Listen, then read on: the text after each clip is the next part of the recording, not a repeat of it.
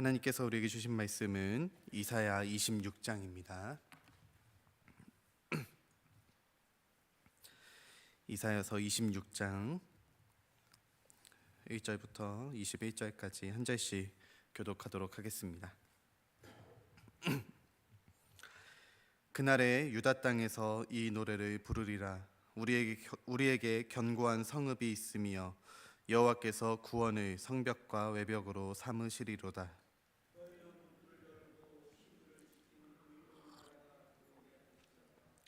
주께서 심지가 견고한 자를 평강하고 평강하도록 지키시리니 이는 그가 주를 신뢰함이니이다.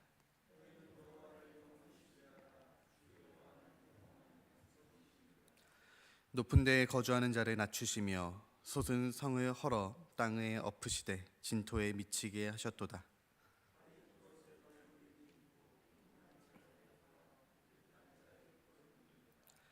의인의 길은 정직함이여 정직하신 주께서 의인의 첩경을 평탄하게 하시도다.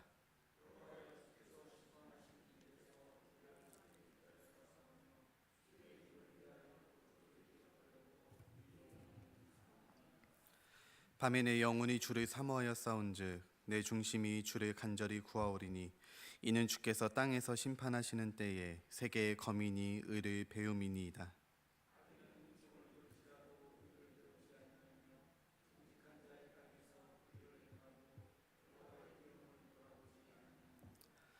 여호와여 주의 손이 높이 들릴지라도 그들이 보지 아니하오나 백성을 위하시는 주의 열성을 보면 부끄러워할 것이라.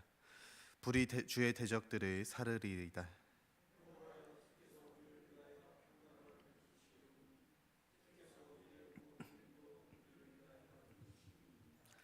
여호와 우리 하나님이시여 주 외에 다른 주들이 우리를 관할하여 싸우나 우리는 주만 의지하고 주의 이름을 부르리이다.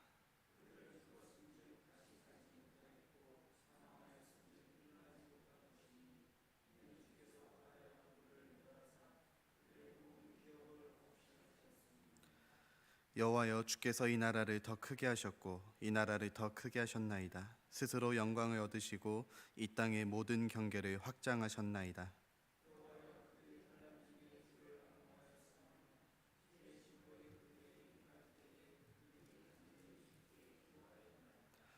여호와여 잉태한 여인이 산기가 임박하여 산고를 겪으며 부르짖음같이 우리가 주 앞에서 그와 같으니이다.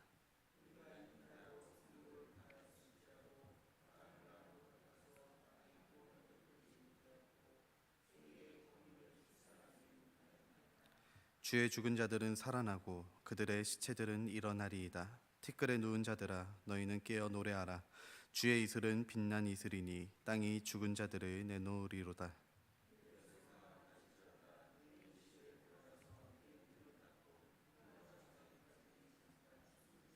함께 보겠습니다. 보라 여호와께서 그의 처소에서 나오사 땅의 거민의 죄악을 벌하실 것이라. 땅이 그 위에 잦았던 피를 드러내고 그 살해당한 자를 다시는 덮지 아니하리라. 아멘. 할렐루야. 반갑습니다. 어제 말씀에 이어서 이사야를 통해서 하나님께서 이 심판과 더불어서 우리에게 의인들에게 베푸시는 구원의 말씀, 또 그 구원을 통하여서 기뻐하고 찬송을 부르라, 기뻐하라, 위로해 주시는 그 말씀을 이어서 해주시고 있습니다. 하나님의 승리와 구원의 말씀이 오늘 말씀에도 이제 다 들어가 있는 것이죠. 많은 교회들이 또 목사님들이 이 시대는 마치 이사야 시대와 같다라는 이야기를 많이 합니다. 그만큼 이 시대가 교회 다니고 신앙을 지키기가 결코 쉽지 않은 시대다라는 어떤 반증이겠죠. 이 시대가 결코 평안하지 않기 때문일 것입니다. 마치 이사야 시대처럼 주변 강대국들의 눈치를 봐야만 하고 또 하나님의 소망이 실제로 우리의 눈에 보이지 않는 그런 시대를 살아가고 있기 때문일 것입니다. 우리의 다음 세대들에게 우리의 신앙을 전수해 주는 것도 너무나 어려워지고 있고 또 이 세상은 점점 더 돈과 권력으로 모든 것이 가능하다라고 말하고 있는 그런 시대를 살아가고 있죠. 물론 이미 오래전부터 물질 만능주의는 계속돼 왔지만 점점 더 그 강도가 심해지는 것 같습니다. 제가 어렸을 때만 해도 제가 어렸을 때라고 하니까 되게 오래된 것처럼 보이는데 몇 년 안 됐습니다. 네, 그때만 해도 행복은 성적순이 아니다. 이게 당연한 얘기였어요. 그리고 돈이 아무리 많아도 행복을 살 수는 없다라는 이야기들이 통용되던 시대를 살았습니다. 그런데 요즘 어떤 말을 하나요? 행복으로 돈을 살 수 없다면 돈이 부족해서 그렇다라는 이야기들을 실제로 많이 합니다. 그리고 많은 사람들이 그래 돈이 더 많으면 행복해질 수 있는 시대를 마치 우리는 살아가고 있다라고 인정하는 그런 시대의 모습을 보게 됩니다. 코로나로 인해서 시대의 변화가 아주 급가속화되었죠. 팬데믹 사태를 겪으면서 공동체성은 점점 더 무너지게 되고 개인주의는 점점 더 도드라지고 있습니다. 예전에는 이제 제가 태어나기 전이겠죠. 옛날에는 먹고 살기 위해서 우리가 같이 살아야만 했습니다. 농사를 같이 지어야 했었고 거래를 하기 위해서 시장에 나가서 사람들을 만나야 했었고 그렇게 먹고 사는 데에 관계와 공동체성이 매우 중요한 시대를 살았다고 한다면 이제는 그냥 먹고 사는데 혼자 살아도 나쁘지 않은 그냥 먹고 살만한 그런 시대를 살아가고 있죠. 그러면서 개인주의가 점점 더 강화되고 공동체성은 반대로 점점 무너지고 있는 그런 시대를 살아가고 있습니다. 교회도 마찬가지입니다. 하나님을 믿고 교회 신앙생활을 열심히 하는 사람들이 오히려 점점 더 손해를 보는 것만 같은 그런 시대를 우리가 살아가고 있는 것이죠. 하나님과 좋은 관계를 가지고 열심히 신앙생활 하던 사람들도 코로나 팬데믹 사태를 겪으면서 또 시대가 점점 변화되면서 이제는 하나님과 관계없는 삶을 살아가는 사람들이 점점 늘어가고만 있습니다. 이런 시대를 살아가는 우리에게, 오늘을 살아가고 있는 우리에게 오늘 이 이사야서를 통해서 하나님께서 어떤 말씀을 하고 계시는지 오늘 말씀을 통해서 한 번 더 확인할 수 있는 그런 이 새벽의 시간이 될 수 있기를 바랍니다. 1절 말씀 우리 같이 한번 읽어보도록 하겠습니다. 시작. 그날에 유다 땅에서 이 노래를 부르리라. 우리에게 견고한 성읍이 있으며 여호와께서 구원을 성벽과 외벽으로 삼으시리로다. 아멘. 1절 말씀 보면은 그날에 이렇게 시작을 하고 있습니다. 이제 어제 말씀에서도 나오고 있지만 그 날을 기다리고 사모하라 라는 의미로 계속해서 그 날을 강조하고 반복하고 있습니다. 그 날이 어떤 날이냐면 유다 땅에서 이 노래를 부르게 되는 날인데 우리에게 견고한 성읍이 있다. 견고한 성읍이 우리 가운데 하나님을 믿는 자들 가운데 견고한 성읍이 나타나게 된다라고 말씀하고 있는 것이죠. 전쟁의 위기와 또 환난과 핍박 속에서 이 노래를 부를 그날 하나님의 구원을 성벽과 외벽으로 삼으신 이 견고한 성읍을 기다리는 그 날을 이야기하고 있습니다. 또 2절 말씀에 보면은 이 성읍에 대한 특징으로 이렇게 말씀하고 있습니다. 너희는 문들을 열고 신의를 지키는 의로운 나라가 들어오게 할지어다. 이제 의로운 나라라고 했지만 여기서 말하는 의로운 나라들은 하나님을 믿고 하나님을 섬기고 하나님께 의지하는 모든 이방 백성들을 의미하고 있습니다. 그러니까 이제 하나님의 견고한 성읍에 구원의 성읍에 들어올 수 있는 자들이 누구인가? 하나님을 믿고 그 신의를 지키는 자들, 하나님의 말씀을 듣고 따르는 자들을 향해서 그 견고한 성읍이 문을 열고 모두를 받아들이게 된다라고 이야기하고 있는 것이죠. 이 견고한 성읍은 요한계시록에 보면은 우리가 잘 알고 있는 이 새하늘과 새 땅 그리고 새 예루살렘을 통해서 계시록에도 등장하고 있습니다. 결과적으로 보게 되면 이 종말의 때에 하나님의 어떤 심판이 그치게 되고 그 이후에 오게 되는 이 거룩한 새 성 예루살렘 성을 의미하고 있는 것이죠. 하지만 이 완벽하지는 않더라도 오늘 이 시대에 이 견고한 성읍이 어디인가? 바로 교회가 하나님께서 말씀하시는 견고한 성읍일 것입니다. 하나님의 구원을 성벽과 외벽으로 삼고 모든 민족을 받아들이는 구원의 문 안으로 초대하는 곳, 그곳이 바로 이 시대의 교회의 모습을 말씀해주고 있습니다. 하나님께서는 교회를 이 땅 가운데 세우시고 또 구원으로 들어오는 문을 활짝 열어 놓으셨죠. 유대인이든 이방인이든 하나님을 전혀 모르는 사람이라고 할지라도 예수를 믿기만 하면 그 믿음으로 살아가는 신의를 지키는 사람들이 들어올 수 있는 곳, 그곳이 바로 교회여야만 한다는 것입니다. 그렇게 교회에 들어온 사람들이 어떤 특징을 보여주고 있는가?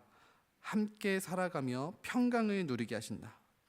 그들을 평강하고 평강하도록 지키신다 말씀하고 있습니다. 하나님께서는 이 시대의 교회를 향해서 이렇게 말씀하고 있는 것이죠. 그냥 교회 안에서 우리끼리만 잘 먹고 잘 살고 우리끼리만 행복하고 끝나는 것이 아니라 구원의 문을 활짝 열고 예수를 믿는 모든 사람들과 함께 지내라. 그들을 초대하고 그들을 받아들이라. 그때에 하나님께서 평강하고 평강하도록 지키시겠다 우리에게 말씀해 주고 있는 것입니다. 오늘 이 시대의 교회가, 또 우리 교회가, 우리 행신 임마누엘 교회가 하나님의 이 평강이 넘치는 그런 하나님의 복된 사람들로 가득한 교회가 될 수 있기를 주의 이름으로 축복합니다. 이 구원의 성읍에 거하는 사람들의 특징들을 또 보여주고 있는데요. 오늘 이제 26장 말씀에 보면은 구원의 성읍에 들어올 수 있는 사람들과 들어오지 못하는 사람들, 크게 두 가지의 모습을 보여주고 있습니다.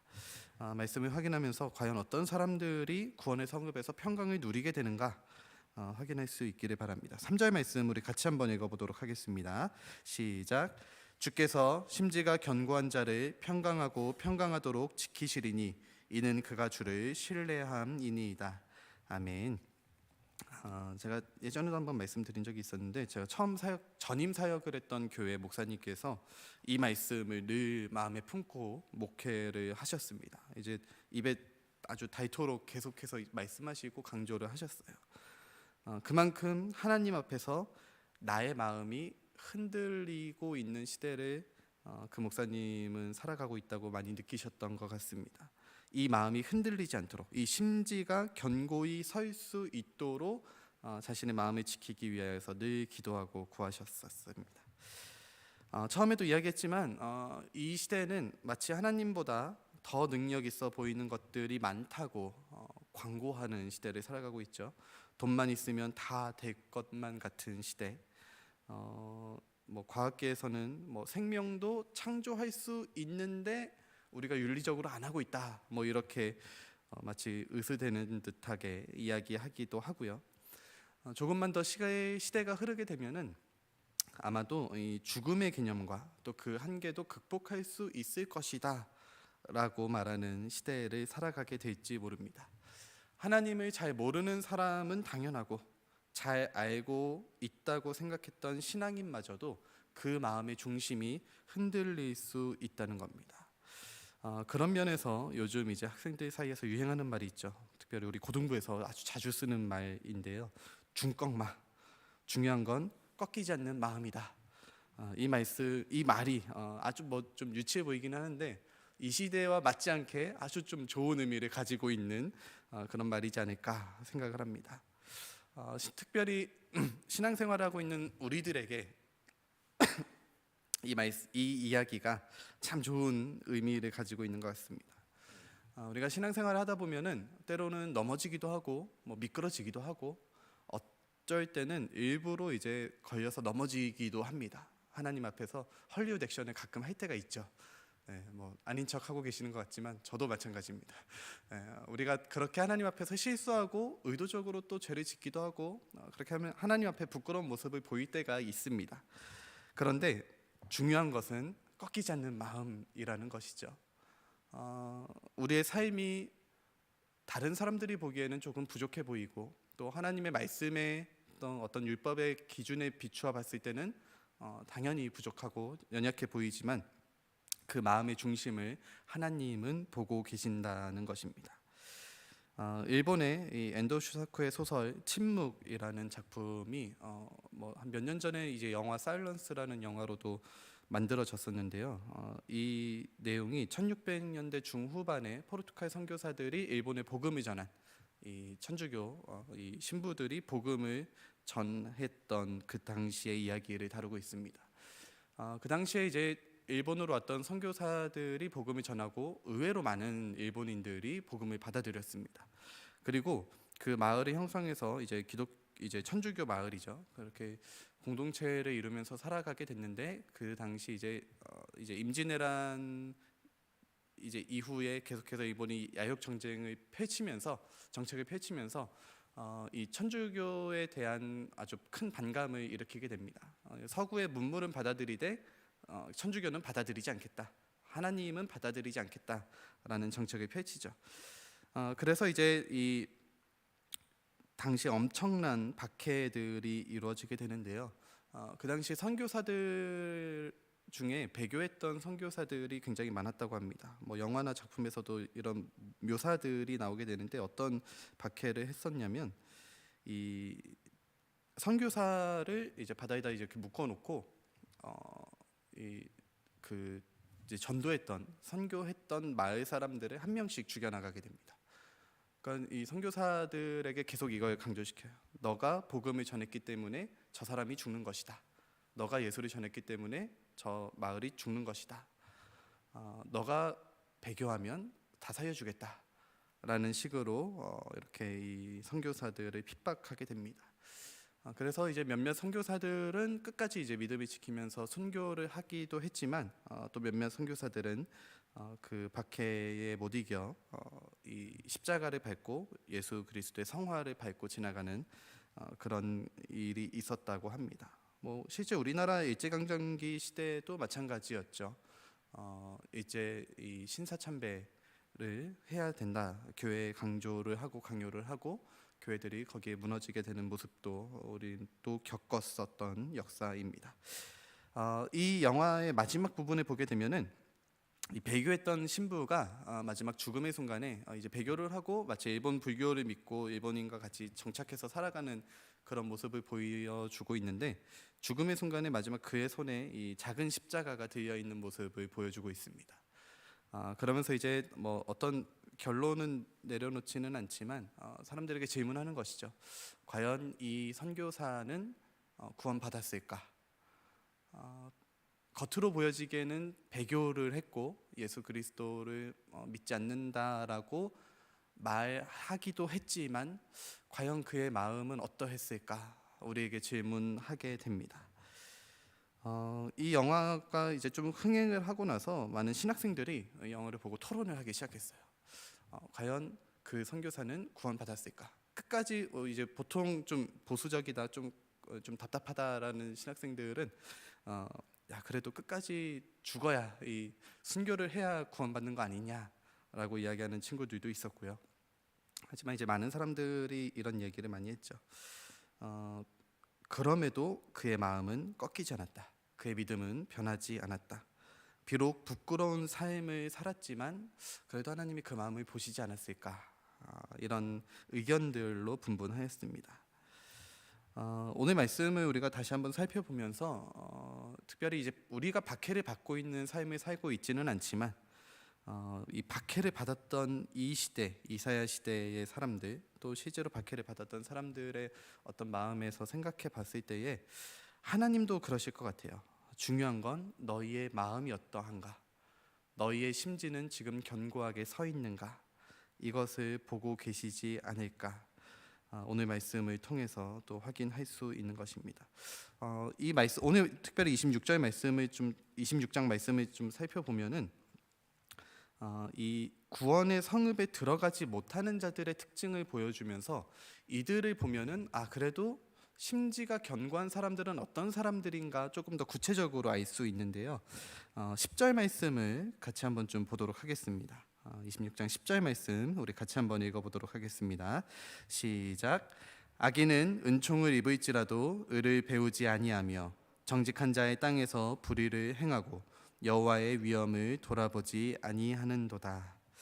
여기서 말하는 이 악인의 특징이 무엇이냐면 은총을 입을지라도, 그러니까 악인이 뭐 잘 될 수 있다라는 거죠.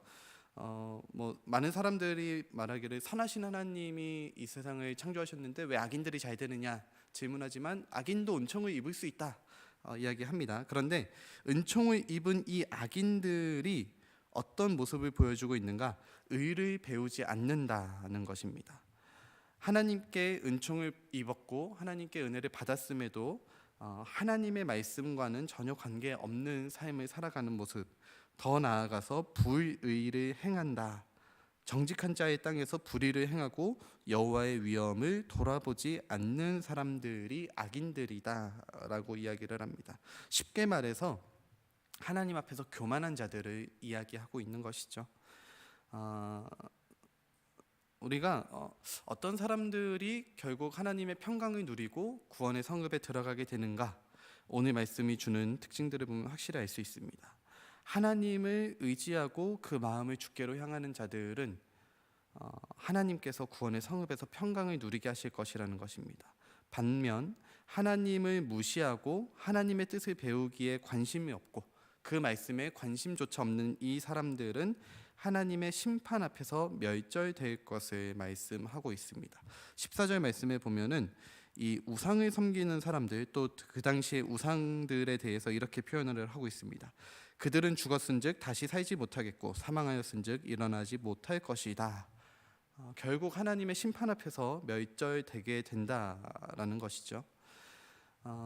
이 하나님의 심판이 곧 임할 것이다 라고 이사야 시대부터 말씀하고 있습니다. 물론 이제 시대적으로 이 아수르와 바벨론의 멸망과 또 그 이후에 계속해서 이루어진 하나님의 심판들을 보여주고 있지만 오늘 이 시대도 마찬가지죠. 결국 하나님의 종말을 향해서 나아가고 있는 이 시대에 하나님의 심판 앞에서 하나님을 무시하고 하나님의 말씀과는 관계없는 삶을 살아가는 사람들은 하나님의 심판 앞에 완전한 멸절을 당하게 될 것이다 말씀하고 있습니다. 반면 하나님을 향하여서 그 심지를 견고하게 하는 자들, 하나님의 말씀을 귀 기울여 듣고 그 말씀에 관심이 있고 그 말씀대로 살려고 하는 그 마음이 꺾이지 않는 자들에게 하나님께서 평강과 구원을 주시겠다라고 말씀하고 있습니다.